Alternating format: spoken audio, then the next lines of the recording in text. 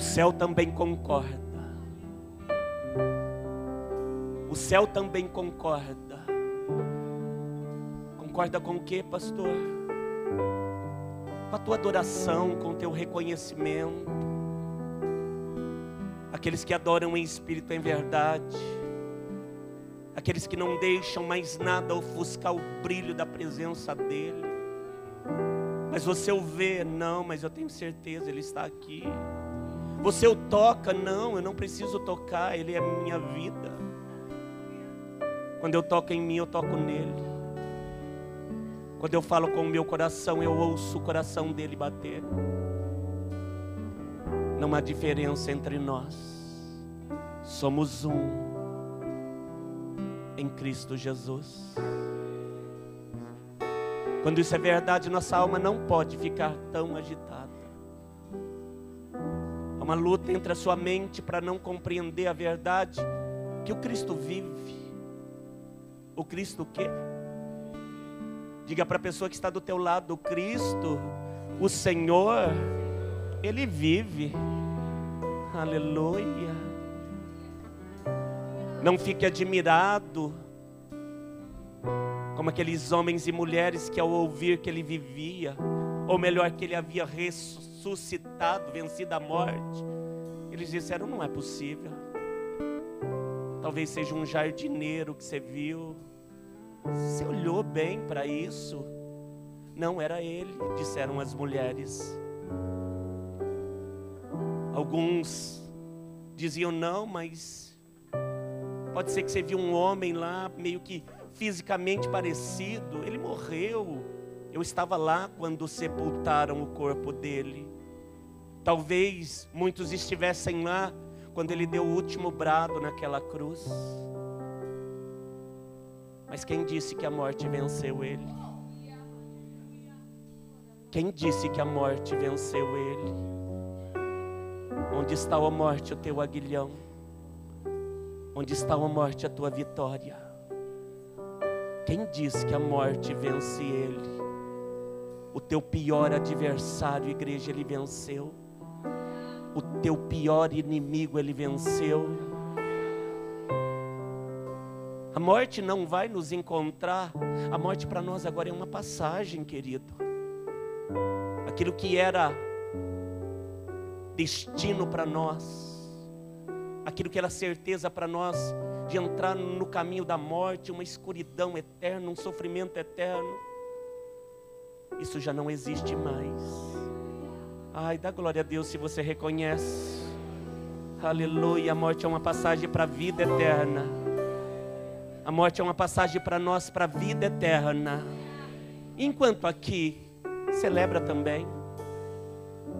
Que vida é essa, pastor? Maravilhosa. Que combate, preparação para a vitória. Que difícil o milagre vem. Tem tão pouco, não vai acabar. As provas, as provações estão aí, mas elas não vão te derrotar. Os que nasceram para vencer são vencedores.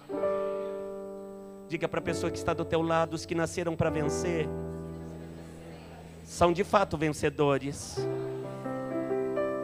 Aleluia.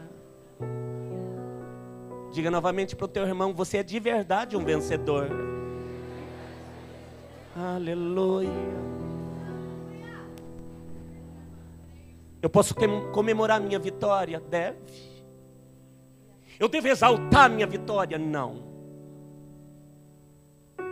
Porque é para Ele a glória. É para Ele a honra. É para Ele o resultado da tua conquista. É para Ele o resultado da tua vitória.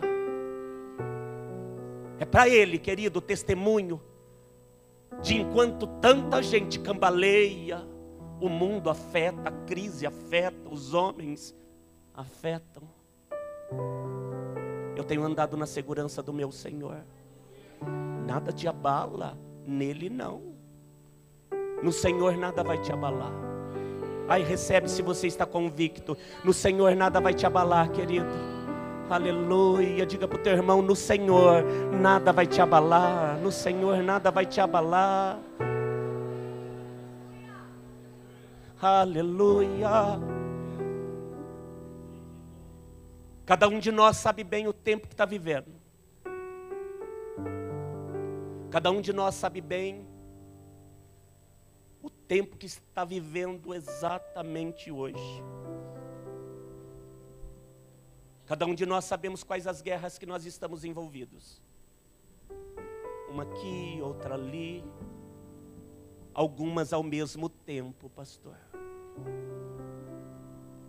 Cada um de nós sabe bem expressar, explicar o que está acontecendo hoje em nossas vidas. Dizer que é um tempo de paz, de sossego, como foi o reinado de Salomão. Entre tantos reinos, o dele foi um reinado de paz. Frutos da obediência de seu pai. A Bíblia diz que Davi guerreou muito, meus irmãos. Lutou as guerras para que o filho pudesse conquistar um tempo de paz. Todos os reinos vizinhos reconheciam: não há um Deus como o Deus de Israel. E eles não só foram se acostumando a isso, como dentro deles, nos seus inimigos, eles passaram a ver: não há como combater esse povo. Eles têm um Deus forte. De quem que você está falando? Ah, desse povo aqui. Você tem um Deus forte, meu irmão. Ai, diga para o teu irmão: se tiver a liberdade, toca nele. Você tem um Deus forte, minha irmã, meu irmão. Você tem um Deus tão forte. Você tem um Deus tão forte. Aleluia.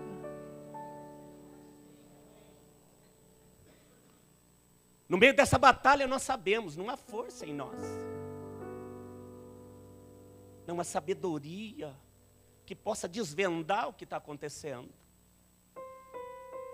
Tem muita coisa inexplicavelmente que está vindo, rumores, situações delicadas. As guerras são assim. Num primeiro momento, há uma grande desvantagem quando você olha a coisa humana.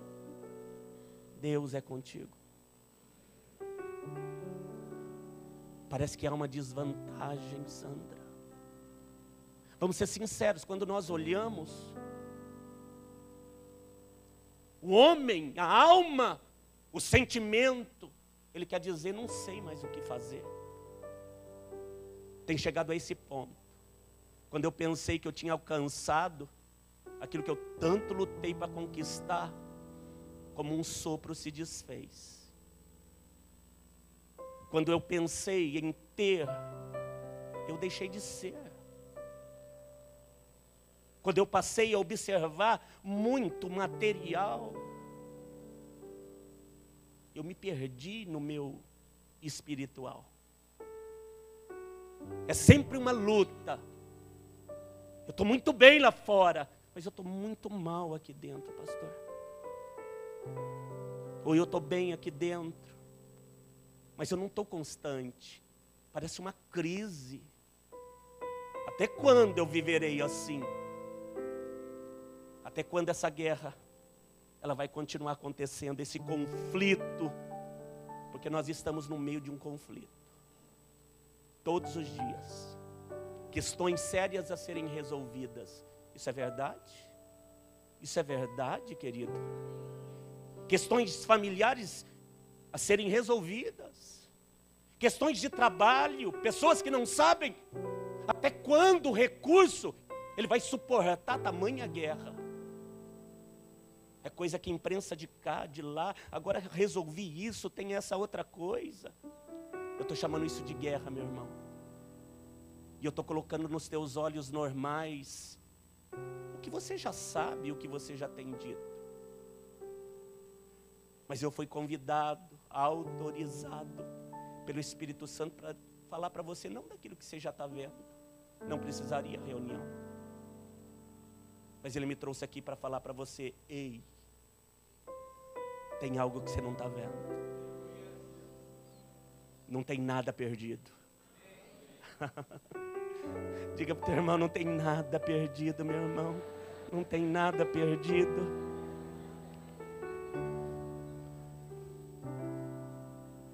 Pastor, eu não tenho força para ter êxito.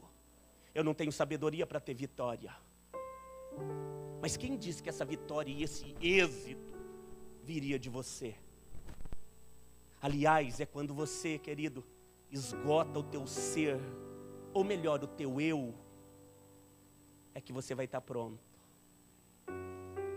Você sabe que o Getsemane, querido, é uma passagem obrigatória para aqueles que querem vencer através da cruz. O Getsemane, meu irmão, é uma passagem obrigatória. Tem como desviar? Não tem. Tem como ser um pouco puro? Não tem. Tem como entregar um pouquinho do que eu sou? Não, tem que entregar inteiro. Tem que se esvaziar. O Getsemane é uma passagem que todos nós vamos ter que trilhar. Dia menos dias, querido, anos menos anos, nós vamos passar por ele. Mas de uma coisa eu sei, vou sair de lá muito melhor. Posso ser melhor sem essa dor? Não, querido, a dor existe. Aqui ela existe. Na eternidade, ela não entra mais. Eu tenho que ser verdadeiro com você.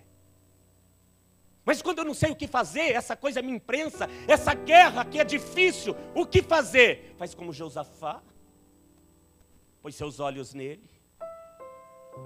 Se você teve aqui no comentário da campanha, você ouviu o Espírito de Deus dizer, quando houve um cerco em Judá, o rei Josafá, ele disse, sou mais fraco que o inimigo. O desafio, a guerra que vem, ela é grande, ela é verdadeira. O povo todo, querido, estava de olho, esperando o que o rei ia dizer. Diante dessa situação, que genuinamente é um cerco, é uma guerra, é um desafio. Então, querido, ele, diante de todo o povo, diante de todos os seus súditos, ele disse, os meus olhos estão sendo postos em ti, Senhor. Eu não vou me esquecer de quem tu és. Eu não vou me esquecer da tua força. Eu não vou me esquecer do que o Senhor pode fazer. Diante de tudo, é isso que ele estava dizendo. Eu vou colocar os meus olhos em ti. Mas está acontecendo ali, mas meus olhos estão nele. Essa porta não se abre, mas os meus olhos estão nele. Essa coisa terminou, mas ele não termina. Acabou a força, mas a força dele é inesgotável. Ele não tira os olhos de você. Ai, olha nos olhos dele, querido. Se ele está olhando para você, olha para ele. Diga para o teu irmão, não tira os seus olhos dos olhos dele.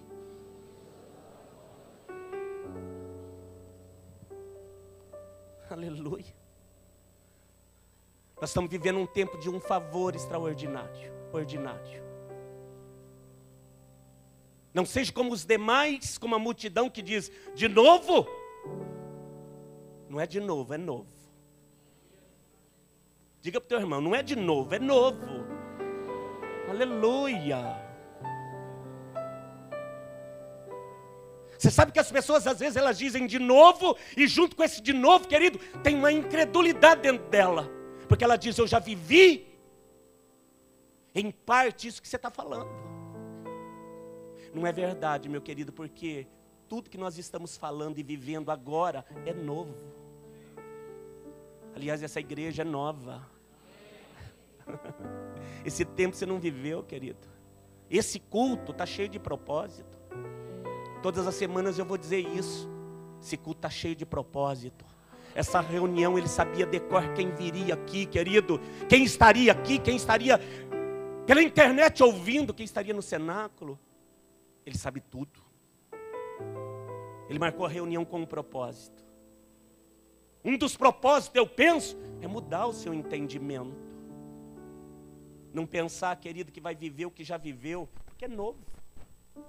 Diga para o teu irmão, é novo, querido, é tudo novo. É tudo novo. E o tempo é de quê? Se fosse só de guerra, eu diria para você, só vai ter guerra. Se fosse de deserto, querido, eu diria exatamente o que o Espírito estava mandando te dizer, vai ser um deserto. Se fosse só águas, querido, eu diria para você, vem muitas águas, e são águas turbulentas, difícil de passar. Mas ele me disse, é tempo de favor. É tempo de favor. É tempo de favor. É tempo de favorecer os que são meus. Eu vou honrar os que são meus. Por quê? Porque é o fruto da obediência. É o fruto que o Salomão colheu, que o Davi lutou. Esse fruto, querido, Deus tem me dito, foi plantado já há algum tempo essa semente. Um tempo de favor. Eu digo isso, querido, eu vejo uma moeda de ouro na minha frente. E está reluzente, está brilhando. É um tempo de favor do rei. O que é o tempo do favor do rei? Os seus súditos, aqueles que representam o seu reino, aqui na terra, ouvirão, querido, um sinal de uma trombeta, o Senhor dizendo, eu resolvi favorecer vocês. No trabalho, favorecido. Ah, querido, no comércio favorecido, nos negócios favorecido, na saúde favorecido, dentro de casa favorecido, adolescente favorecido, jovem, homem, mulher, favorecidos pela bondade do Senhor.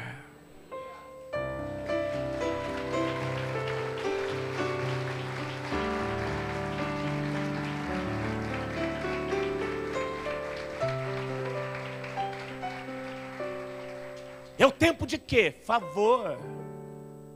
E se não bastasse, ele falou, é extraordinário. É algo que você nunca viu. Esse favor, querido, você nunca viveu. Você crê?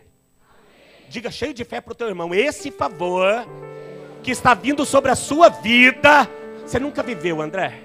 Você nunca viveu. Deus mandou dizer que vai te presentear. Aleluia.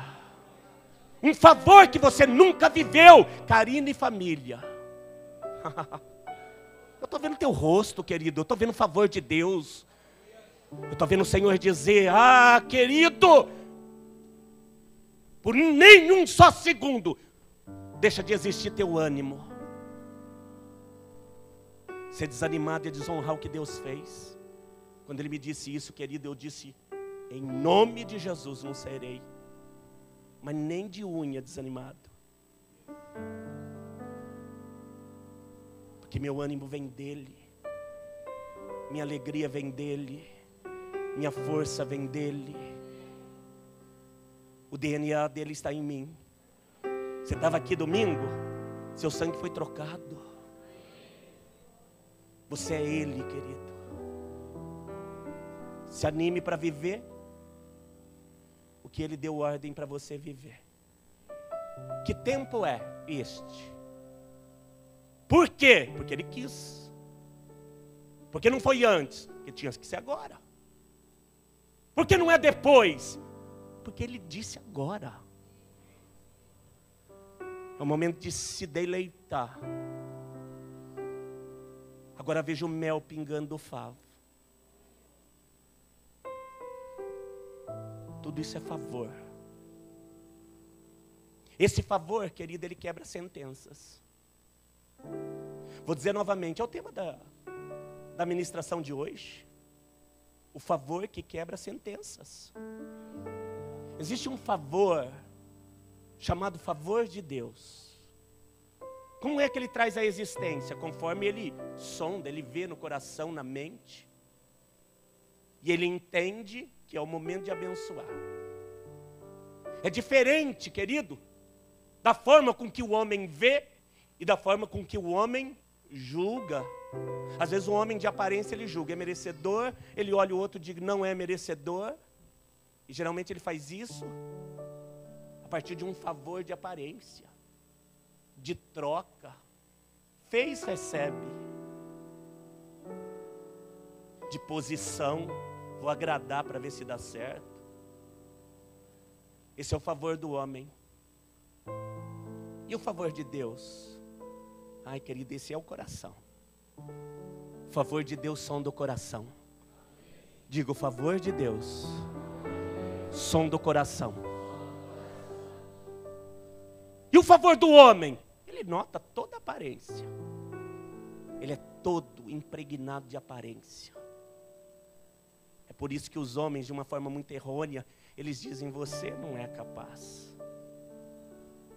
Você não é merecedor. É a forma com que eles dizem que você não vai conseguir ter o que sonhou, o que planejou. O fato é, querido, que o favor de Deus, ele quebra a sentença, ainda que colocado por uma mãe. Do que você está falando? Estou falando de um homem, querido, que nasceu com uma sentença. Que sentença é essa? Uma sentença de dor. De quem que você está falando? 1 Crônicas 4.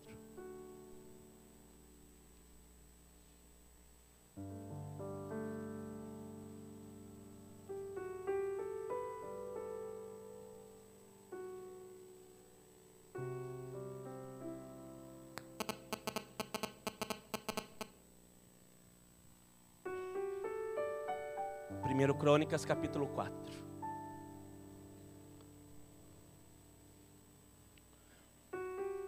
O capítulo 4 de Crônicas é um daqueles capítulos, querido, que você vai lendo a palavra de Deus,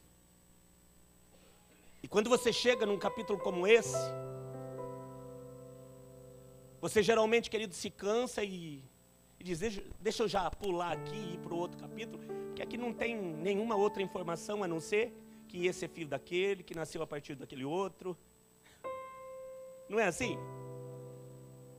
Você vai lendo, estes foram os filhos desse pai, e esse pai gerou esses outros filhos, e esses filhos vieram dessa mãe, e essa mãe gerou esses outros filhos, e o capítulo vai se desenrolando dessa forma. Mas como tudo que foi escrito para nossa edificação foi escrito, amém? Diga tudo. Que a palavra de Deus me ensina é para minha edificação. Amém, querido? Toda a palavra de Deus tem uma profecia para se cumprir na nossa vida. Não volta vazia. Por isso, querido, é importante você ir observando, versículo a versículo, num capítulo que parece que não tem informação nenhuma. E o capítulo 4 de 1 Crônicas vai citando a genealogia, os descendentes da tribo de Judá, até que chega no 9. E vai falar do Jabes. Vai falar de quem? E aqui o Espírito, querido, o Espírito de Deus, ele meio que grifa com caneta amarela. Estou brincando, né, querido? É nós que fazemos isso, dá um destaque na cor. Aqui os versículos da minha Bíblia, está todo grifado aqui. Canetinha bicolor. Eu penso que o Espírito de Deus, querido, ele ressaltou as letras. Não que os outros não fossem dignos, todos são dignos porque são citados. Mas esse homem, o verso 9 do capítulo 4 diz: e foi Jabes, mais ilustre, mais honrado, mais favorecido do que todos os seus irmãos. A sua mãe chamou o seu nome Jabes, dizendo o significado: com dores de parto eu dei à luz. Você sabe, querido, um parênteses aqui, que o nome para o judeu tem um significado, a ponto de todos que falassem o nome, profetizassem o significado, a bênção ou a maldição que havia sobre aquela pessoa. Qual era o significado do nome do Jabes? A sentença que a mãe colocou. Logo quando ele nasceu, certamente ela teve muitas dores. Pensa num parto cheio de problemas, cheio de dores. E aquilo marcou tanto ela, querido, que ela resolveu sentenciar o filho. Seja chamado dor, porque para te ter foi muita dor. Pensa numa criança que está nascendo e que a mãe olha. Não sei o que se passou no coração da mãe de Jabes, mas o fato, querido, que ainda talvez se recuperando daquela dor, e uma maneira de dizer não mais minha, mas agora tua. Sai de mim, dor, e vai para você, menino. Eu te chamo dor. Ele cresceu com aquele nome. Pensa os meninos que conviveram com ele, já quando tinham um entendimento de falar um com o outro, lá vem a dor.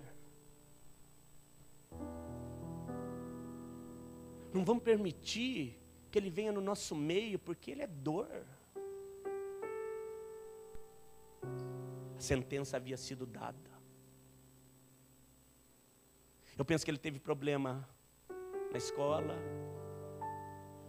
Eu penso que ele teve problema, querido, de infância, talvez na família. Ou até mesmo, queridos, os maiores, quando viam aquela criança junto com seus pais, diziam: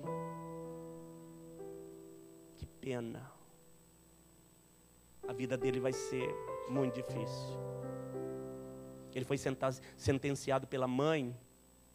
É bem possível que o pai tenha concordado, porque quem dava o nome era o pai. Quando a mãe disse vai se chamar dor, o pai deve ter dito que seja assim, para acalmar a sua dor. Quantos pais, querido, querem aliviar a sua dor, transferindo para os seus filhos? Sofri muito quando, na minha infância, talvez digam alguns, meu pai foi muito ruim, minha mãe sentenciou em muitas coisas.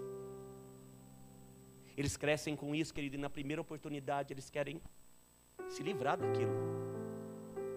Não é que eles estão batendo com prazer, não é que eles estão colocando o nome dor para evidenciar a dor que o outro está sentindo, mas é tirar deles, arrancar deles. Tem egoísmo nisso? Tem. A sentença era de quê? Dor. A sentença era de quê? Tinha tudo para crescer e viver na dor. Mas o verso de número 10 diz que Jabes, quando teve entendimento, ele fez como Josafá. Jabes invocou o Deus de Israel, dizendo: quem é que está invocando? A dor. A dor está dizendo: se me abençoares muitíssimo, e os meus termos ampliares, e a tua mão for comigo, e fizeres que do mal não seja eu aflito, porque isso é uma sentença. A oração dele foi um brado: Deus, tem tudo isso sobre a minha vida, mas o Senhor, se o Senhor resolver me favorecer, o Senhor muda tudo isso. Diga: se o Senhor me conceder o seu favor, toda sentença se quebra hoje.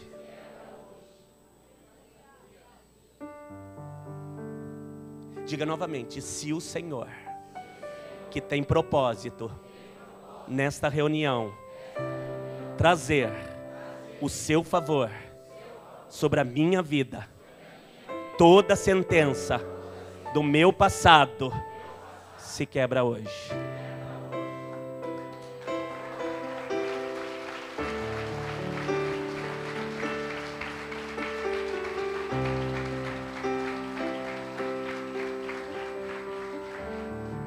Querido, o favor de Deus despedaça todo jugo.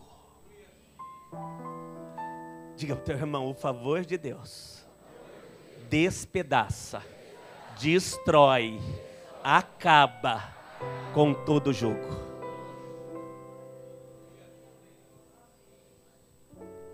Qual foi a oração dele? A mesma que o Josafá fez. Sobre mim há uma sentença. A minha própria mãe diz que eu vou viver sendo conhecido pela dor. Ele estava pronto, querido, para o inimigo agir na vida dele com a autorização até mesmo dos pais. Mas o Senhor olhou para ele. O Senhor olhou para ele, querido. Que nome é esse que eu não posso mudar? Que sentença é essa que eu não possa destruir? Ele é Deus. Sabe aquela coisa de dizer, meus pais viveram isso, meus irmãos viveram isso? Você não vai viver isso. Ai, querido, eu estou autorizado a dizer e profetizar de olhos abertos. Você não vai viver isso, querido. Você não vai viver mais essa dor. Você não vai viver mais essa perca. Você não vai viver mais essa derrota. Como é que Deus faz? Quando Ele traz favor, Ele honra mais do que todos. Foi Jabes, e é isso que o Espírito de Deus disse. Foi Jabes mais honrado, mais ilustre. Talvez o irmão tivesse nome de Sorriso, quem sabe? Alegria, vitória. Talvez os pais resolveram compensar, né? Ai, pus o nome de Dor lá no dia da dor. Agora eu vou recuperar isso, vou pôr alegria, sorriso, contentamento. Que família é essa? Eu estou inventando aqui, querido. Isso aqui não está na Bíblia não, viu, amado? Senão você sai aí pregando, falando, o pastor falou que o Jabes era dor, e aí o outro era alegria, contentamento. Que versículo que está? Não, não está. Não está. Mas talvez a mãe ou o pai, depois de cair em si, adiante, que foi que nós fizemos? Não tem como mudar mais, né? Aí Deus olha e diz, tem. O que não pode ser mudado? O que não pode ser restaurado de novo?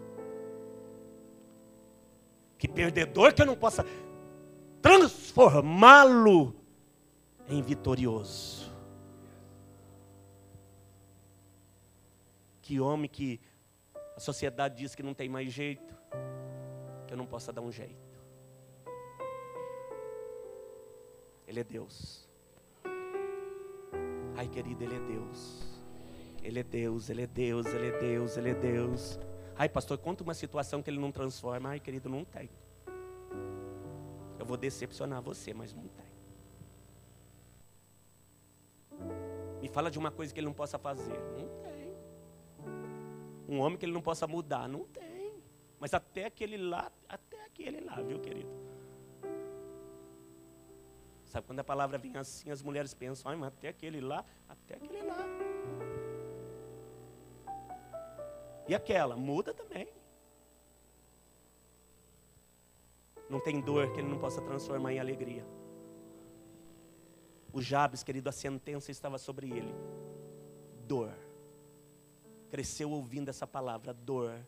Sentenciado pela mãe e pelo pai, dor. O mundo chamava de quê? Dor. Os amigos, dor. Estava tudo preparado para um cenário de...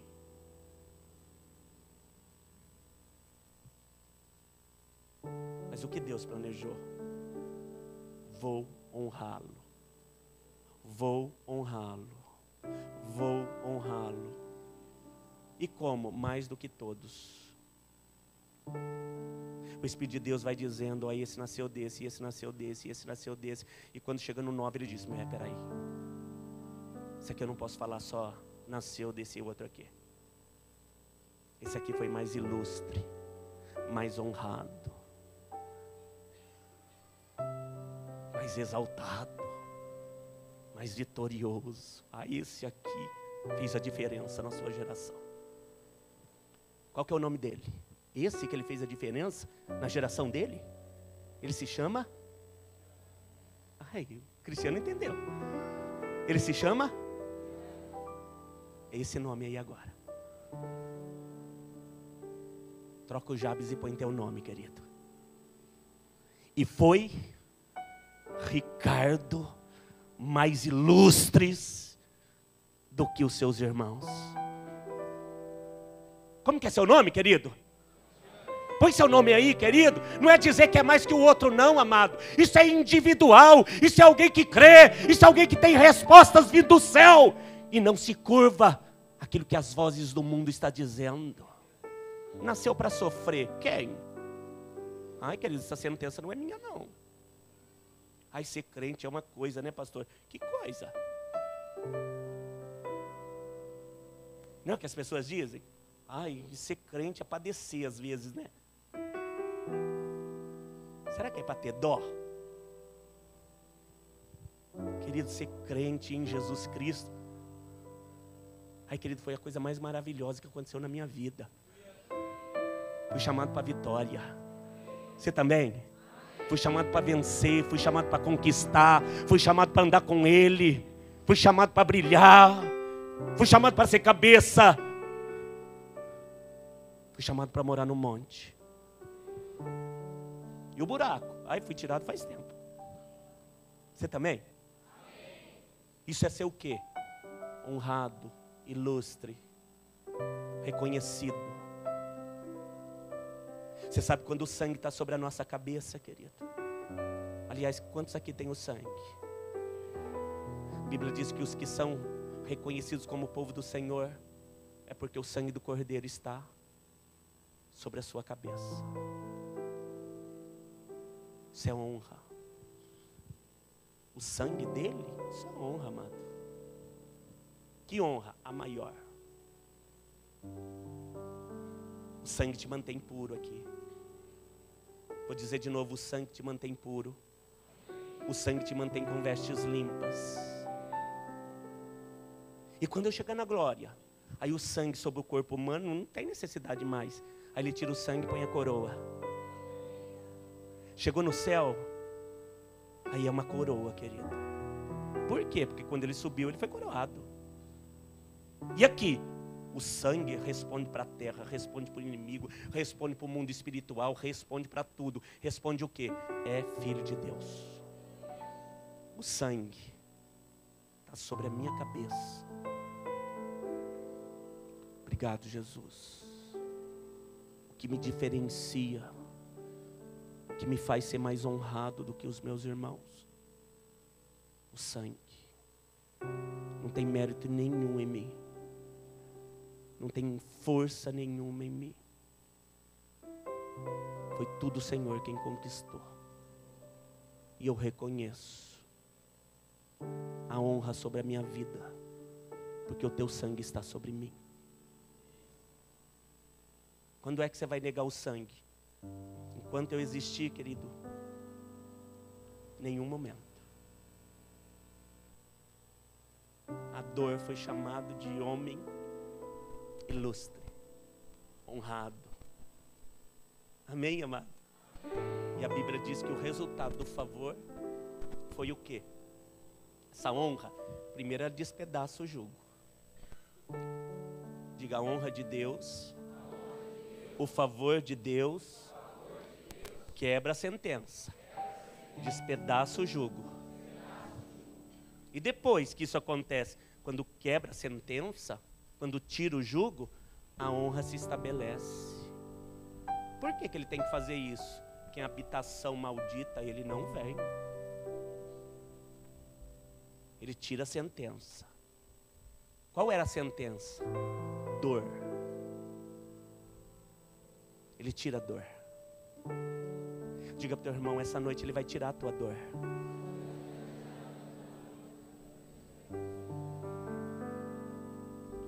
Pastor, eu estou tão bem em tantas áreas. Mas olha para o teu coração, como que está? Ainda sinto dor. Eu não falei para você desde o início que ele estava de olho no teu coração? Vai tirar a dor. Diga para a pessoa que está do teu lado, Ele vai tirar a tua dor.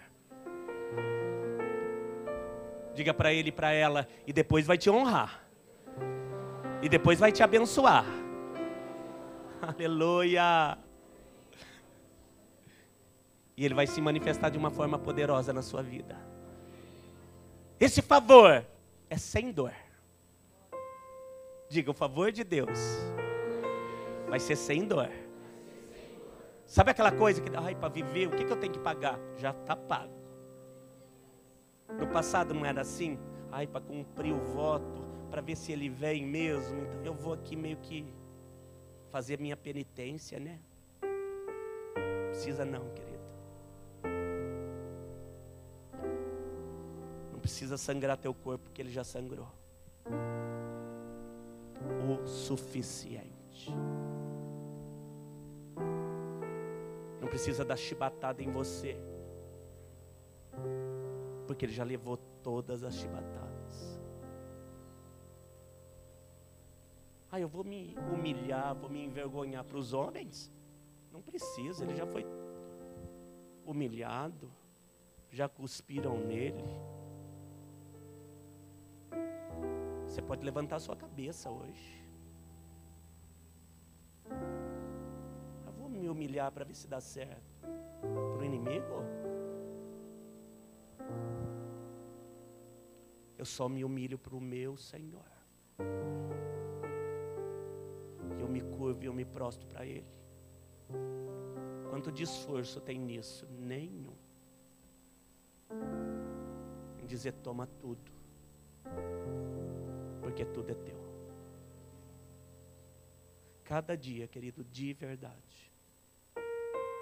Eu tenho dito no meu espírito, toma tudo, tudo é teu. Ele recebe, ele devolve e diz, desfruta. Eu digo, tudo é teu. Ele recebe e ele devolve dizendo, desfruta do que é meu. Todos os dias ele recebe e ele devolve e diz, desfruta do que é meu.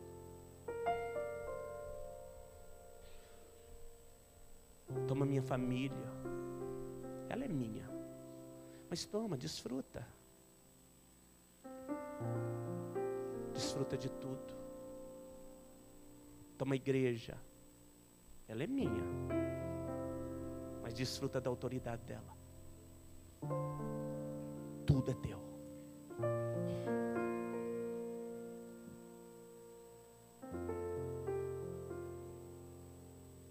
Eu vou terminar dizendo que a sentença sobre o Jabes era uma mentira. A sentença sobre o Jabes era uma. E como é que nós destruímos a mentira? Diga com a verdade. O inimigo disse, você é dor.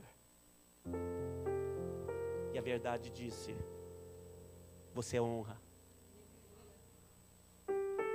Pode, querido, essa mentira contra essa verdade? Não pode.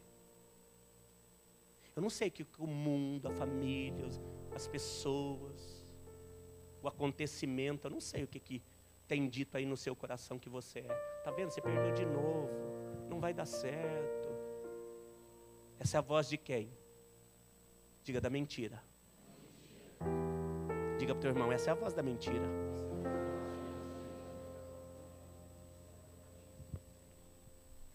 Você vai sofrer, hein? Você vai sofrer. Você sabe que muitos que vêm para a igreja evangélica, o mundo lá fora diz, vai lá dar dinheiro para o pastor.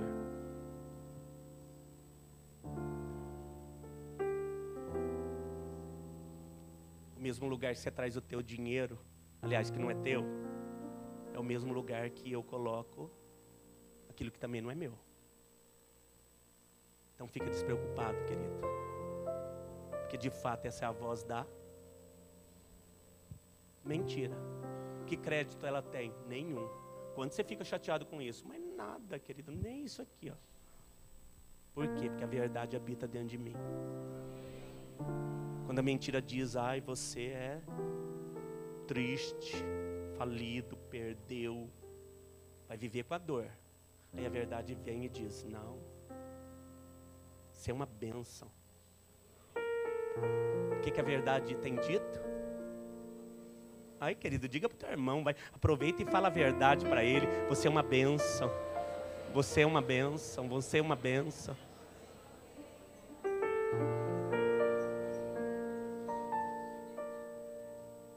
Querido, você não vai falar para o outro que você é uma bênção cheio de dor, né?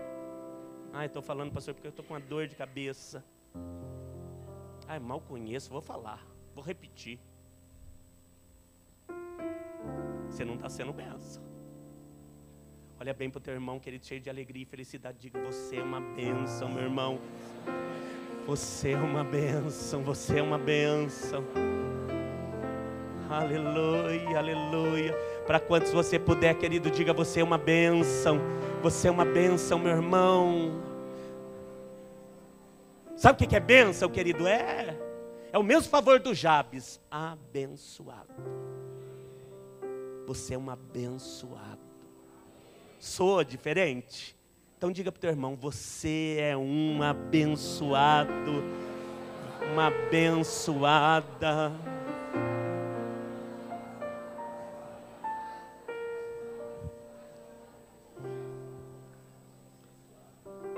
Vou terminar dizendo qual é o plano de Deus para nós. Para mim e para você, você sabe que essa coisa é logos, mas ela também é rema, né, amado? Ela é para todos e é para um. Esse é o poder da palavra de Deus. Esse que recebe então, querido, ele toma posse de uma palavra que vira profecia. E a profecia é a verdade. E a verdade é uma pessoa. Eu sou a verdade, diga o Senhor. Essa palavra é viva. E quem crê nela, ele vem habitar. E quando habita, transforma.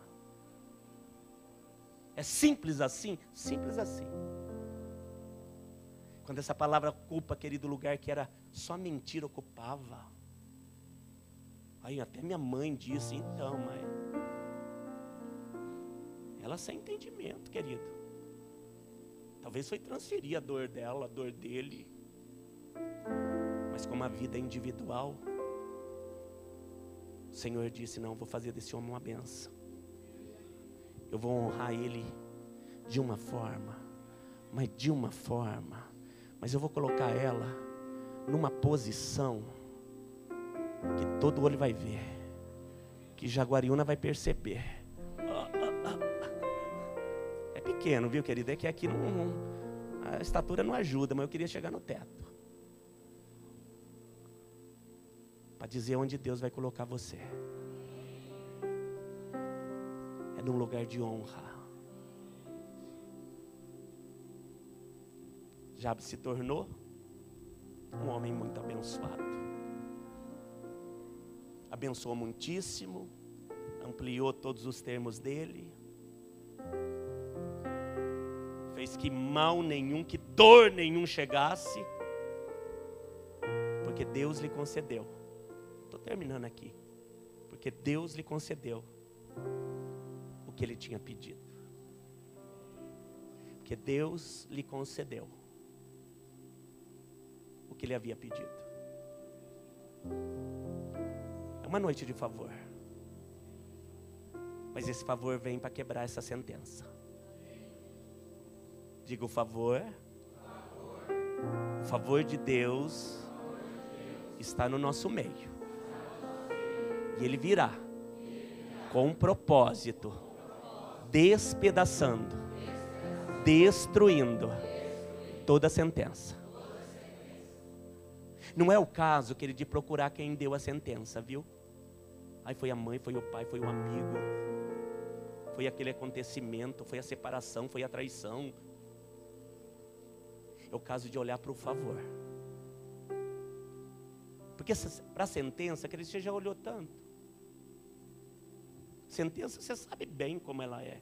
Quem fez, onde causa dor, que momento do dia, que situação. Ai, pastor, chega a suar, chega a tremer. Quando eu vejo então, ai, minha perna fica bamba. Então, tudo isso aí você já sabe. Mas eu te convido a olhar para o favor. Do que você está falando? Colocar os olhos nele. Jesus é o favor. O favor imerecido de Deus para nós. Quem tem o favor? Quem tem Ele. E quem tem Ele? Tem tudo. E sem Ele, nada podeis fazer. Eu quero. Então Ele virá. Quem o quer. Quem o deseja. Então Ele virá.